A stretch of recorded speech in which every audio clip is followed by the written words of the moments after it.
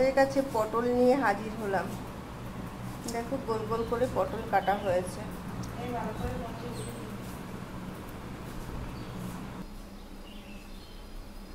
ছোট্ট ছোট্ট করে জিরে, আদা বাটা, টমেটো, চিংড়ি মাছের মাথা বাটা। কড়াইতে আমি তেল ঢেলেই দিয়েছি, একটা শুকনো লঙ্কা দেখেছো। এবার সম্বরা দিয়েছি জিরে। আমি কড়াইতে সেই গরম হয়ে গেছে দিয়ে ছেড়ে দিলাম।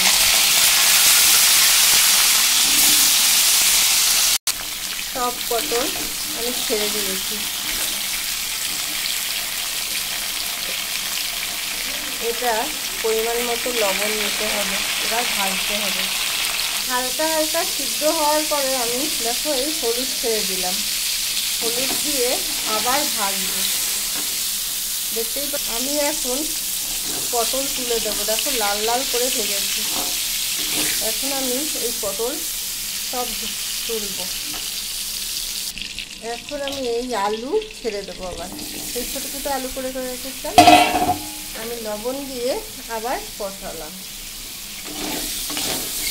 সেই আলু ভাজা হচ্ছে। আবার লাল লাল করে আমার আলু ভাজা হয়ে গেছে। এর ভিতরে আমি সেই গোটা গোটা 4 ফালি করে টমেটো ছেড়ে দিলাম।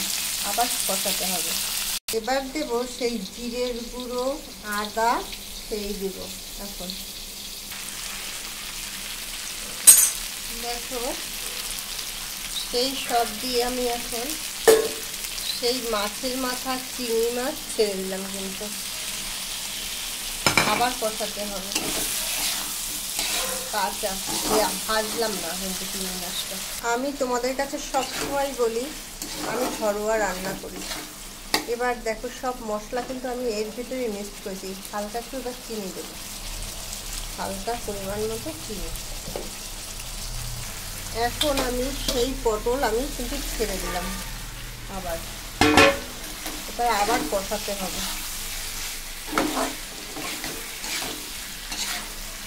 প্রতিদিন রান্না হয় সব বাড়িতে, এই জন্য আমি ঘরোয়া রান্নাটা তোমাদের দেখাই।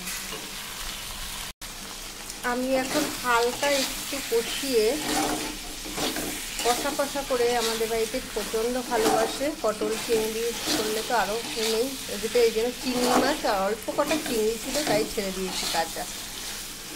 আর মাথা দিয়েই করলাম বেশিরভাগ। তো আমার কিন্তু পটল কষানো হয়ে গেছে, কষানোতেই খাওয়া হয়ে যায়। আর এই সামান্য একটু জল দিলাম কিন্তু, এবার ফুটবে। এই লাস্টে একটুকু আমি জায়ত্রী গরম মশলা করে একবারে রেখে দিই। ব্যাস আমার পটল কমপ্লিট। দেখতে পাচ্ছি কষা কষা করে দুপুরবেলা খেতে কি হেভি টেস্ট হবে। এই দেখো পুরো কষানো। টাটা বন্ধুরা, লাইক শেয়ার করো। টাটা বন্ধুরা, লাইক শেয়ার করো।